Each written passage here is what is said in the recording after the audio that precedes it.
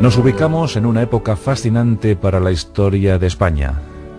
Atrás quedaba la Edad Media, la farragosa Edad Media, un tiempo para nosotros lleno de reconquistas, lleno de mestizajes, lleno de idas y venidas, de racias y algarabías.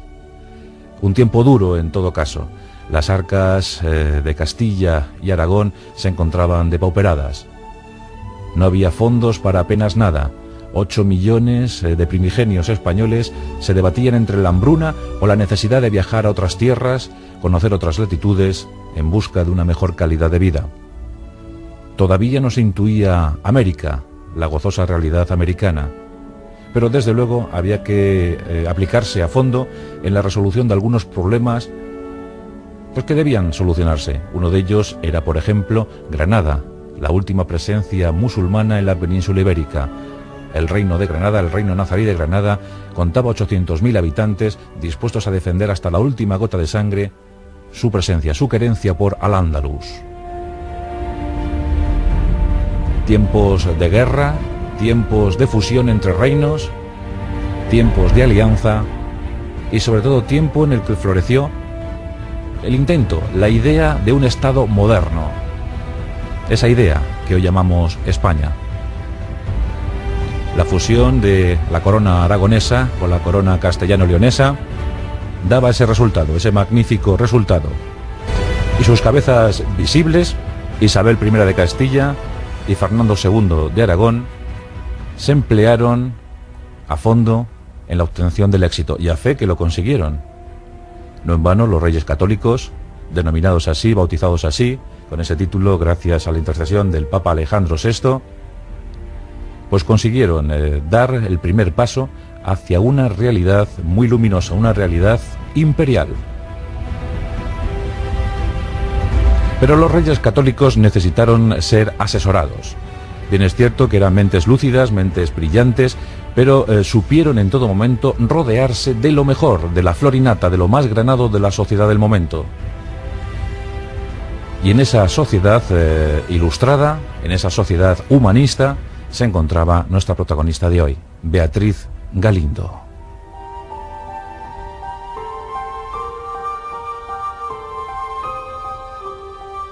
Beatriz Galindo nació en Salamanca hacia 1465. Esa es la fecha en la que la mayoría de los exégetas, una gran cantidad de biógrafos, coinciden. Otros apuntan un año antes, 10 años después. Pero yo creo que debemos fijarnos en esta fecha, 1465. Por entonces Salamanca era un hervidero cultural. El aula salmantina, la universidad fundada por el rey Alfonso IX de León, daba magníficos resultados. Eran tiempos de cultura, eran tiempos de humanismo. Los grandes filósofos europeos propagaban su mensaje. Por las latitudes católicas aún no había explotado la reforma luterana, el protestantismo. Por tanto, las grandes potencias católicas, Francia y España, Flandes, todos los pequeños reinos y repúblicas, ciudades de Italia, Inglaterra, pues se dejaban impregnar por esas corrientes humanísticas. Y por supuesto España no permaneció ajena a este asunto. Beatriz Galindo viene a formar parte de una familia de linaje hidalgo, pero venida a menos por la precariedad del momento. Las arcas patrimoniales se mostraban exiguas ante tanta y tanta necesidad, y para mayor INRI la familia era muy abundante, muchísimos hijos. Beatriz, una de las pequeñas, fue escogida, fue elegida, como otras niñas de su tiempo, para el claustro conventual. Beatriz iba a ser monja. Y sus padres decidieron que Beatriz se instruyera todo lo posible, con profundidad, con entusiasmo, en las lides del latín. Sin el latín no se podía rezar, no se podía acudir a la liturgia, no se podían elevar cánticos al cielo. El latín era el idioma con el que se comunicaba directamente con Dios. El latín era el idioma universal, el que unía gentes y culturas, el que derribaba fronteras. Y bueno, pues las gentes cultas de aquel momento hablaban latín con más o menos fortuna, con más o menos acierto.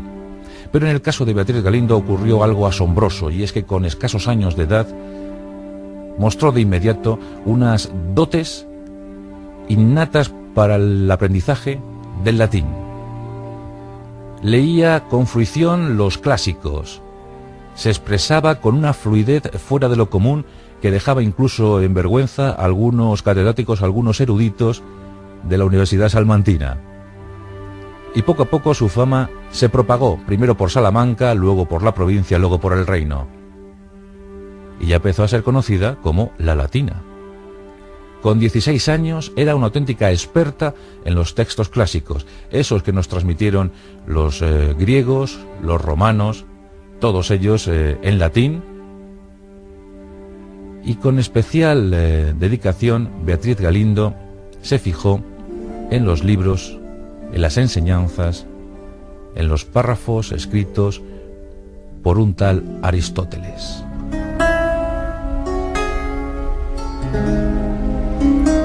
El filósofo griego entusiasmó de una forma clara, diáfana, a Beatriz. Lo leía todo sobre Aristóteles, sobre otros también, de su condición, pero sobre todo Aristóteles. Aquella forma que tenía Aristóteles para hablar de las buenas gentes, de las buenas personas, de los buenos gobernantes, cómo deberían ser. Instrucciones morales, moralistas, que desde luego provocaron la curiosidad de la joven salmantina. Y os digo que con 16 años era ya muy popular. Seguramente uno de sus mentores más acreditados fue Antonio de Nebrija. Antonio de Nebrija ya le conocéis, fue el primer autor de una gramática castellana. Era un hombre con unas luces, destacadísimas, un hombre verbilocuaz, un hombre pues muy directo, muy simpático, pero sobre todo culto, profundamente culto y refinado. Y claro, no pasó para él desapercibida la figura de Beatriz Galindo. Y seguramente, aunque no está constatado, pero seguramente fue uno de sus profesores, uno de sus tutores. La gran historia para Beatriz Galindo comienza hacia 1486. En ese momento tendría unos 21 años. Y es cuando la reina Isabel I de Castilla, todavía no era la católica, pues cuando la reina Isabel I de Castilla empezó a buscar preceptores, empezó a buscar profesores para sus pequeños, para el príncipe Juan, el heredero a la corona, y para sus hijas, Juana, María, Isabel y Catalina. Isabel quería la mejor educación para sus hijos. Sabía que debían ser cultos, que debían conocer todo el saber de la época. Ella misma nunca tuvo fama de mujer culta, Isabel I de Castilla, pero eso es incierto. Ella, cuando ya comenzó en su ascenso social hacia el trono de Castilla, tuvo que pasar por guerras incluso, pero supo de inmediato que mediante la cultura llegaría más lejos, que la proyección de su reino alcanzaría cotas inimaginables. Ser culto en el siglo XV era realmente importante y muy pocos accedían a ese privilegio. Bien, pues este año de 1486 es decisivo para Beatriz Galindo, porque Isabel I, conocedora del saber, de la fama, de la sabiduría de Beatriz, la reclama para su corte. Ya ocurrió en 1487, un año después, que el mismísimo Papa concedió un permiso especial para que los reyes de Aragón y de Castilla y León pues buscaran profesores para sus hijos, allá donde fuera, incluso en el seno de la Iglesia. Beatriz en ese momento, en el 1486, se preparaba para ingresar en el convento, pero la llamada de la reina pues trastocó cualquier plan previsto, y aquí la tenemos, en la corte. Se encuentra engrosando una lista de mujeres sabias, mujeres que acompañan a la reina en todo momento, que sirven de asesoras en momentos delicados, en situaciones delicadas, y que están siempre acompañándola a uno y otro lado del reino, en cada viaje, siempre va con ellas. Pues Beatriz Galindo está en esta lista. No es factible pensar que fuera maestra personal de la reina. Esto parece infundado. Tampoco hay que hablar de preceptora de sus hijos, más bien una institutriz, sirvió como institutriz de las niñas, de las infantas, de Juana, más tarde conocida como Juana I de Castilla, o Juana la Loca, o de María Isabel, o Catalina. Pero cuando hablan de Beatriz Galindo como la maestra de Isabel I, esto no es cierto. Al menos es lo que piensa la mayoría de sus biógrafos. O cuando hablan de Beatriz Galindo como la camarera personal de la reina, esto tampoco es verdad. En los documentos que aparecen o que se han conservado, se le da un tratamiento más o menos de criada, o por lo menos esto es lo que Beatriz Galindo cobraba en sueldo, el sueldo de una criada. Ella misma se autodenominó criada de la reina o moza. Pero hay motivos más que justificados para pensar que Beatriz Galindo fue mucho más.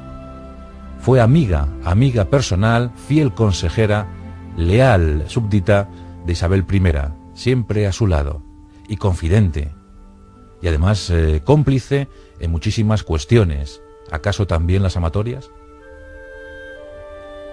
Y por supuesto compartían su profunda religiosidad. Eran fervientes católicas, rezaban juntas y discutían sobre asuntos propios del clero. La verdad es que Beatriz Galindo debemos entender que fue una de las mejores acompañantes, una de las mejores amigas de Isabel, aunque ya digo, no fue conceptuada como dama de la corte, nunca apareció en ningún registro, en ningún papel como tal. Bien, pasaban los años y claro, pues la reina empezó a preocuparse por la situación amorosa de Beatriz Galindo.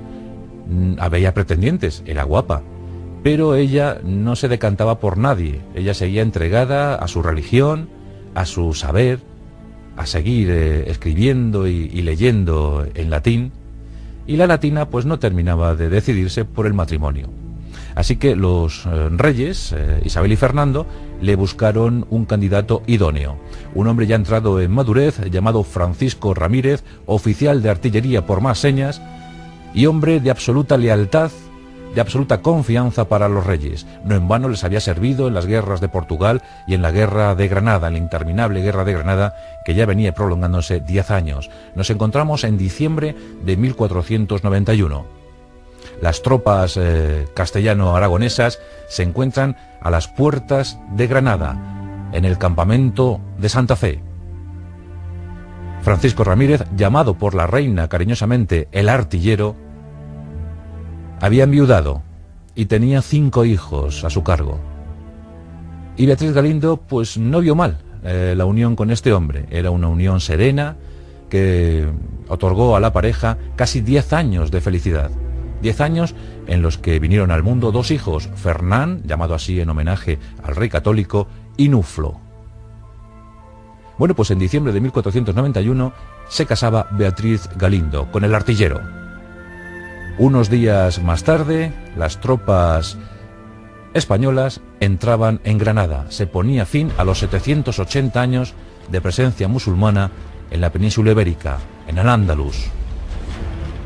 Es de presumir que Beatriz Galindo se encontrara de viaje de novios en ese asunto, en ese capítulo decisivo para la historia de España. Allí estaba, al lado de su marido, de su flamante esposo.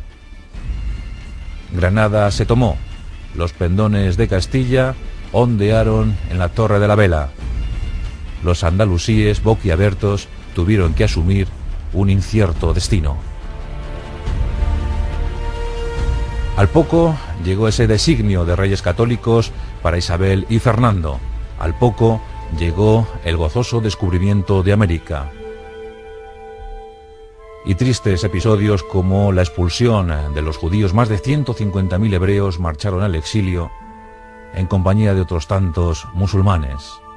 Otros quedaron refugiados en las Alpujarras, y es aquí donde aparece otro suceso en la vida de Beatriz Galindo, y es que su marido Francisco Ramírez el artillero, combatiendo a esos musulmanes que se rebelaron en las Alpujarras algunos años más tarde, pues falleció en combate.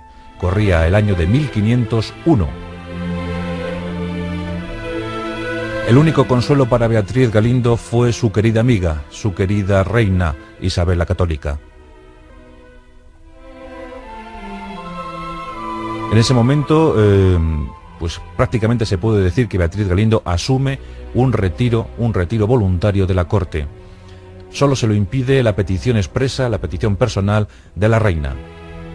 Y por eso queda en la corte refugiada, pero eso sí, absolutamente enlutada y entregada a obras de caridad.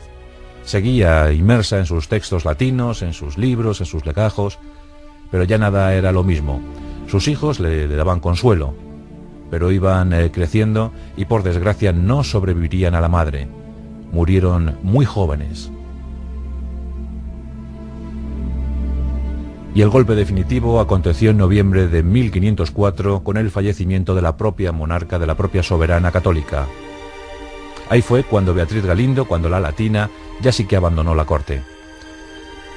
Un retiro voluntario, como digo, pero sin perder de vista los asuntos cotidianos, los asuntos del reino. Por ejemplo, se enfadó muchísimo, vio con muy malos ojos que Fernando el Católico se desposara en segundas nupcias con Germana de Foix, y esto lo criticó abiertamente. No le gustó nada en absoluto. Y en estos años, pues también se dedicó, como hemos dicho, pues a las obras de caridad. Por ejemplo, hay que atribuir a Beatriz Galindo la fundación del primer hospital para pobres de Madrid, el conocido como Hospital de Santa Cruz. Esto fue obra de Beatriz Galindo.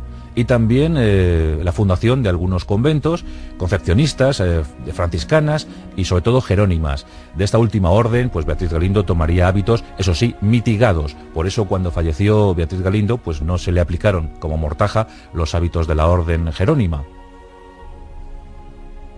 Una mujer llena de bondad, llena de amor hacia los demás, llena de cultura. Siempre que hay cultura en alguien, pues aparecen los mejores sentimientos. Siempre, siempre. Y esta mujer, desde luego, lo fue. Su legado literario no es muy extenso, no es abundante, tan solo un par de cartas en latín, algunos versos, algunas anotaciones en los textos de Aristóteles, textos que le leía con amor a su reina, y un documento único, es un testamento redactado por su pluma, impecable en la redacción. En ese testamento dejaba su fortuna, porque llegó a ser mujer hacendada. No olvidemos que cuando se casa, los reyes agradecidos le dieron como dote 500.000 maravedíes. Esto era una fortuna. 500.000 maravedíes. Fijaos, para que os hagáis una idea, el premio para aquel que avistase tierra en el descubrimiento, este fue el mal llamado Rodrigo de Triana, que luego no le dieron esa recompensa porque Cristóbal Colón se quedó con el botín, pero el premio era de 10.000 maravedíes, y eso ya se consideraba un dinero. Bueno, pues Beatriz Galindo recibió 500.000 de dote.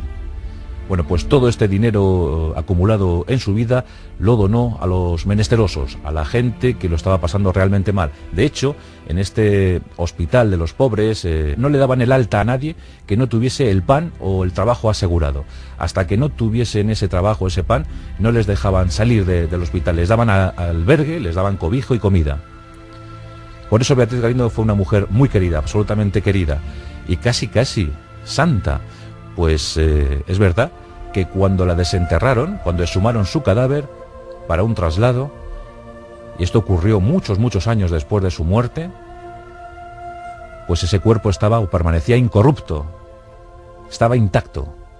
Beatriz Galindo murió con casi 70 años, 69 por más señas, en 1534, en noviembre de 1534. Beatriz Galindo, la latina, una de las mujeres más cultas y refinadas de su tiempo, una mujer que vio morir la Edad Media y el renacer de una nueva intención, de una nueva modernidad. Una mujer que caminó con paso firme y que abrió las puertas a otras como ella, que desde luego dieron mucha gloria a este país, en entonces casi inocente, casi virginal, llamado España. Hoy en día, uno de los barrios más castizos de la capital, uno de los barrios más célebres de Madrid, lleva por supuesto el sobrenombre con el que la recordamos, la Latina.